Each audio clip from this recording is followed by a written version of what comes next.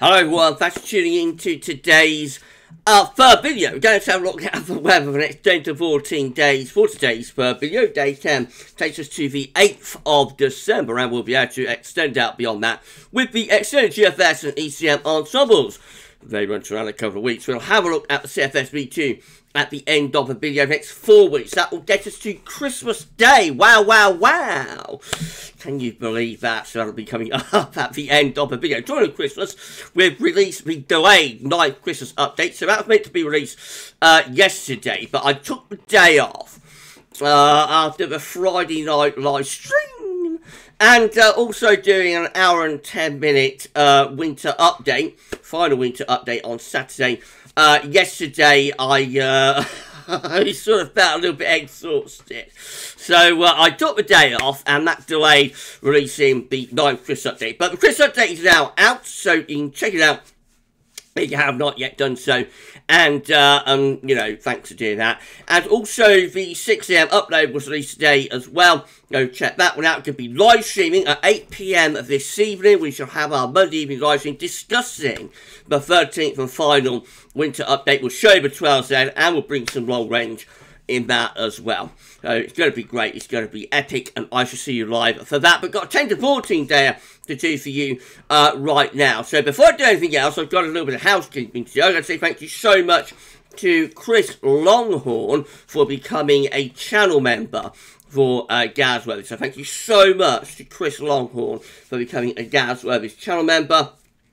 And thanks to all of our channel members as well, by the way. If you would like to become a channel member for GavsWeatherVids, what you need to do is click the join button that you see just there. And with all of the videos, you know, video player, underneath video player. So that's how you become a GavsWeatherVids channel member. We've also had 2 super thanks. So thank you so much to Mad Watermelon 1316 for the super thanks on JMA Friday. And you see the comment flagged up there. And thank you so much to James098, our moderator. James098, thank you so much, my friend, for doing a super thanks on the winter forecast on the GavsWeatherVids, what am I talking about? Winter update on the winter update on Sunday. I have not yet released a winter forecast, of course, but I've been working on that this morning, actually, just a little bit on my mind. Yeah, so thank you so much to James098 for the super thanks on the 13th winter update. Well, that was released yesterday. Thank you so much to Mad Watermelon for a super thanks on Jeremy Friday. And thank you so much to Chris Longhorn for becoming a GavsWeatherVids channel member. It's amazing, it's incredible. Thank you so much for all the support to all of you.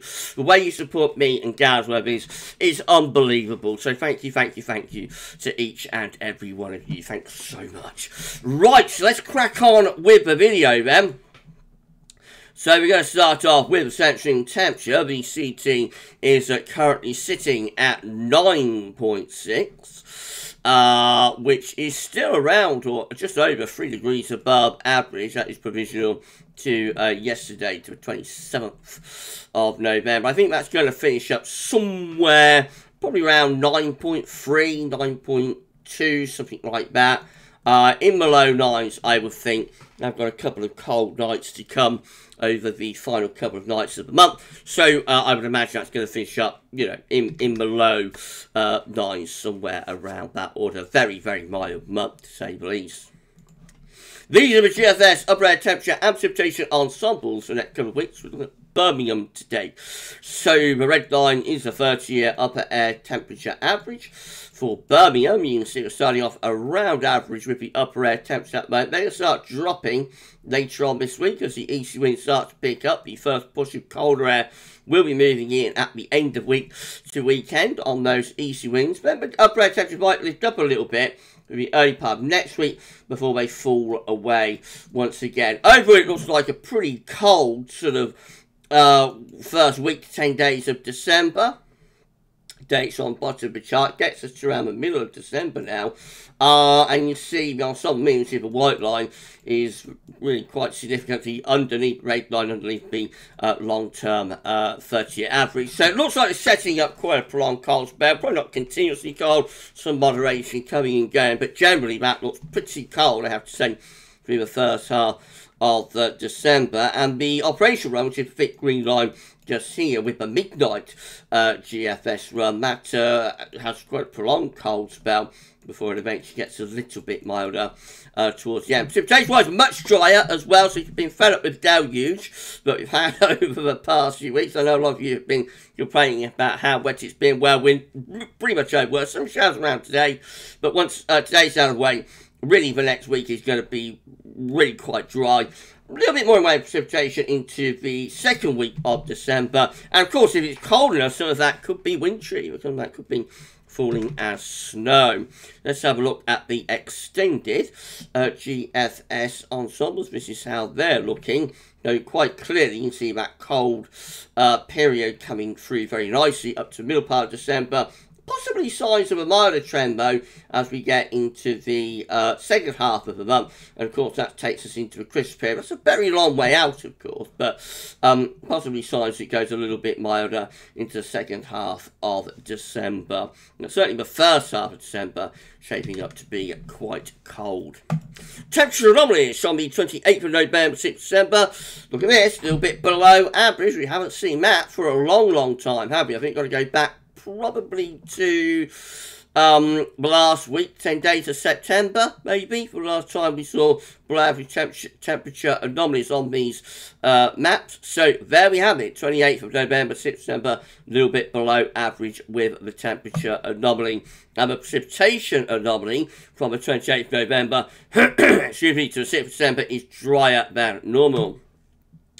Latest wind flow map from Earth and nullschool.net shows we've got a change in the weather pattern starting to take place today. We're under a shallow trough of low pressure elongating through the country. A ridge here is building in the Atlantic. We also have a ridge over Scandinavia getting going. Those two areas of high pressure are going to come together, and eventually they're going to form quite a large blocking feature, and that is going to break us out of deluge, but might also bring us colder weather.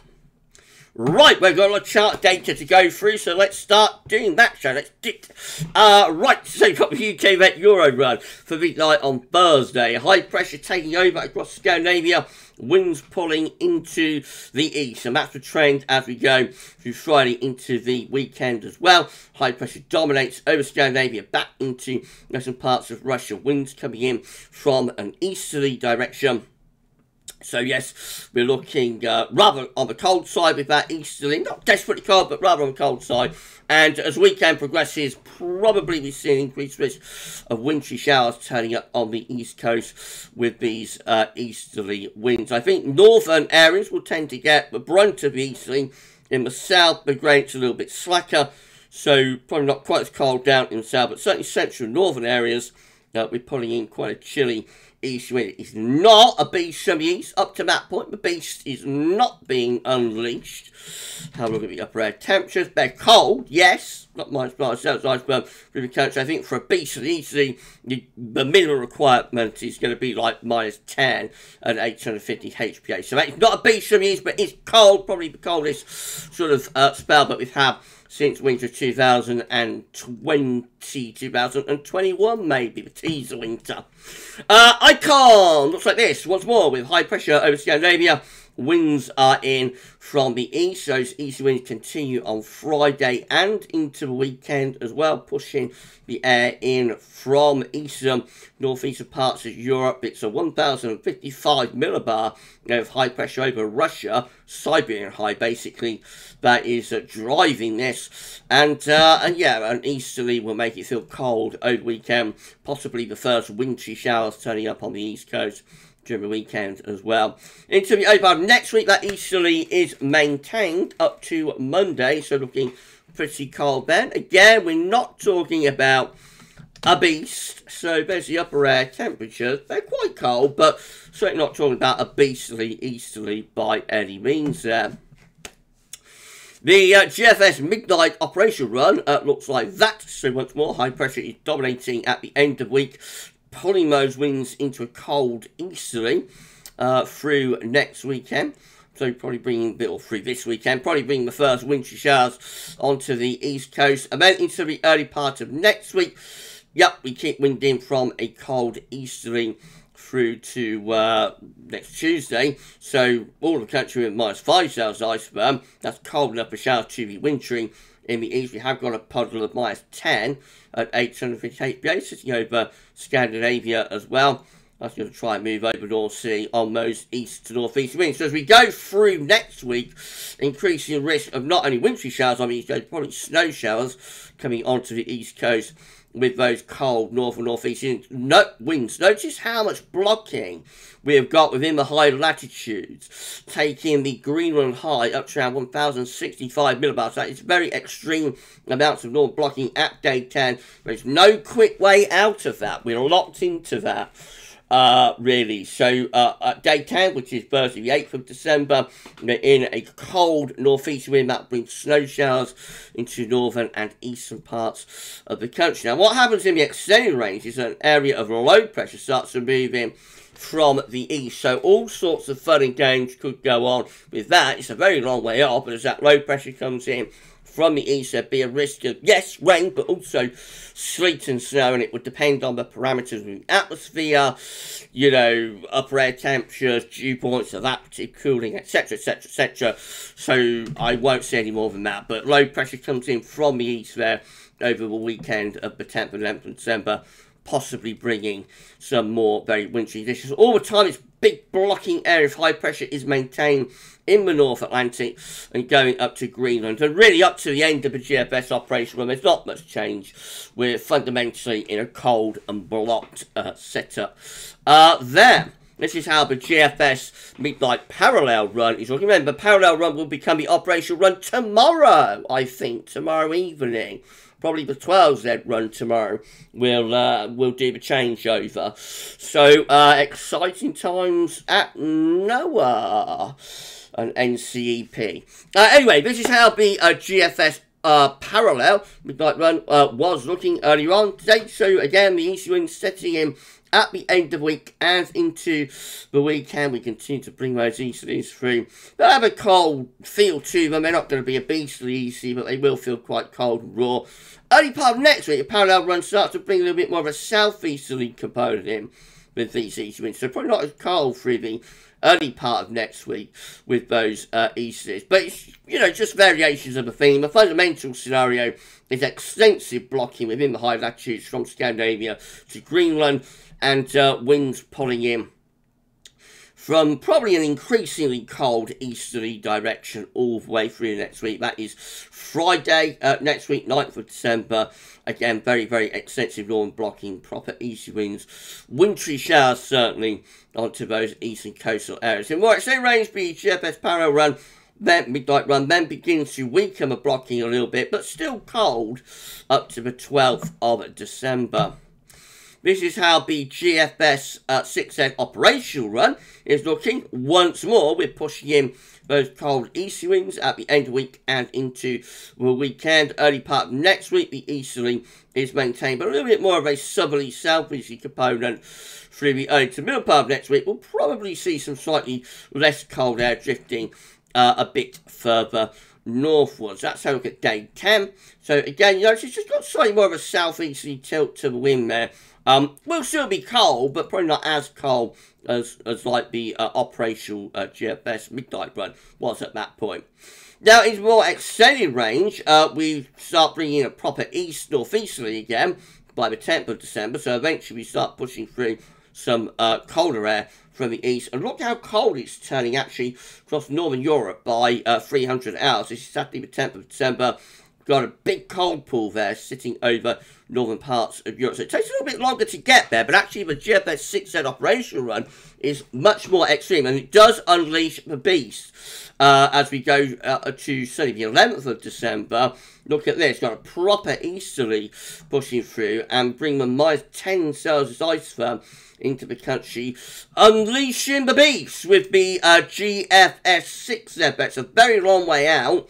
It's between days 10 and 14, but bitterly cold air pushing in from the east there around the 11th, 12th of December. That probably is enough to be a beastly easterly and would bring increasing risk of heavy snow, I would have thought, in from the east. Remember, the North Sea is very warm at the moment after the hot summer and a very mild autumn. So if we start running these -10 Celsius temperatures at 800 kPa over the North Sea, we're going to generate probably big snow showers, maybe convective snow showers. So all sorts of running games could happen with that right way up to the end of the GFS 6-8 operational run at 384 hours to Wednesday the 12th, Wednesday the 14th December, I should say. We're still fundamentally blocked and cold and still bringing in the wind from an easterly direction. The GFS 6-8 parallel run looks like that. So again, much of this that weekend to set up those easterly winds, and then on into next weekend, just a little bit more of a southeasterly component. See that wind for England, Wales anyway, will bring some slightly less cold air through. Around Dayton, just beyond it, then the high pressure goes up towards Greenland and Iceland. Low pressure starts dropping down the North Sea. That looks potentially quite wintry. That area's low pressure, bringing risk of rain, sleet and snow through the country. And we won't know until much closer to the time frame, you know, what's happening with that. But fundamentally, again, the parallel run looks cold and blocked. Excuse me, everybody. Fundamentally, the GFS parallel 6-8 run looks cold and blocked up to the end of it, which is the 14th of December. If you're enjoying this video, then please you like, share, and subscribe. Thank you so much, everybody, for doing that. And why not drop a comment and let us know what you think about this and all of our videos. We only need to put on around 12 more subscribers now. That is all to get ourselves to 14.9k. We are so close to 14,900. When we get to 14.9k, we're going to start taking names for the 15k Amazon giveaway. So that might happen by around the middle of the week. Who knows? Yes, soon going to be opening up people's names, you know, for the giveaway and giving you all the detail on that. We've got to get to 14.9k first. So right, GM, looking like this. The east wind is setting in at the end of week and into weekend. Those easy winds will continue bringing the first wintry showers onto those eastern coasts, probably into the early part of next week. Again, we keep those easy winds going. There's a few little short waves within the block with the GEM. So, a little bit more complicated, but notice it has actually got the central pressure of the Greenland High up to around 1,075 millibars there, which is an exceptionally intense area of high pressure over Greenland. And again, there's not going to be any quick route out of that sort of level of blocking. So, although it's not that cold up to day 10 with the GM, will be cold, but it's not extremely cold. And, you know, beyond that, who knows what could happen with that level of blocking. And then the ECM at WF looks like this. So, once more, the end of the week and weekend, we'll see that easy wind setting in. That'll probably bring the first wintry showers onto the east coast through the weekend. On into next week, the high pressure is moving towards Greenland. Don't say it, retrogressing towards Greenland. And eventually, by daytime, we're starting to drop in some very cold air from the north with the ECM. So doing it a little bit differently compared to the GFS output, but you know, it's getting there, also going in the same direction, which is to start bringing some much colder air in with these troughs of low pressure. I mean, troughs of low will bring rain and also an increased risk of snow probably on their northern and western edge. All sorts of potential here within, you know, days 7, 8, 9, 10. This is a precipitation forecast based on that ECM run from Meteo.com. The trend will be to drier weather over the next few days as high pressure takes over. We are going to pay the price of that, though, with the risk of overnight frost and also, perhaps more impactfully, the risk of some dense fog.